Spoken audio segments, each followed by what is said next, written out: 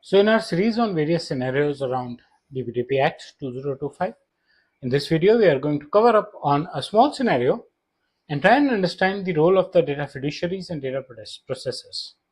That's why I have titled it Duties of Fiduciary and Processors Simplified. Welcome to my YouTube channel where you regularly see new content on data privacy, and as I said, we are going to talk about the duties of data fiduciaries and processors simplified in this video. The scenario is simple. Data fiduciary is collecting data and processing is outsourced to a third party. Now, this could be a simple scenario, this could be a big scenario. Everyone does it. Even the smallest of company in India does it. If you are doing everything on your own, you are still processing your provident funds and taxation details with an external agency. And the moment you do that, you are sharing your employees' personal information with a third party. Critical personal information, salary details, banking details. Forget about just name and the address. So that means you are regularly outsourcing your data to third parties. Fiduciary is the one who is collecting it and processing is done through third party. So how does fiduciary ensure that the processing is done safely? Well, a fiduciary must sign a proper data processing agreement with the processor. Now, it's not just a piece of paper or an agreement. It has to have the complete details of how the processing is to be done, how third-party sharing is to be done, what would happen when the purpose of processing is over, how would the data be returned, and how would it be ensured that the data has been deleted.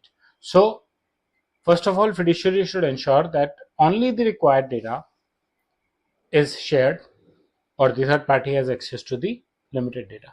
For example, if it's a provident fund or a tax calculator outsourced, then you need to share their name, address, and this banking details and salaries.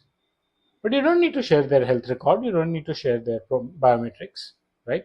So just make sure you are doing what is required only. You need to ensure that your processor has deployed the reasonable security safeguards. See, there's a video on reasonable security safeguards, and you can refer to that for this.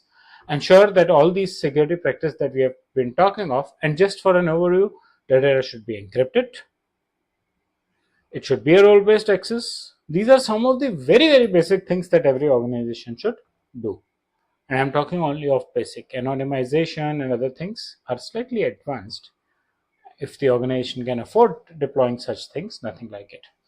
Ensure that if there's a breach, it is reported timely along with the impact. How can it impact the individual as well?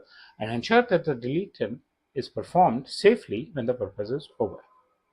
Regular auditing of processor is also a must thing, including an ad hoc auditing. So a data processor must follow fiduciary's instructions. It cannot reuse or share the data. Okay.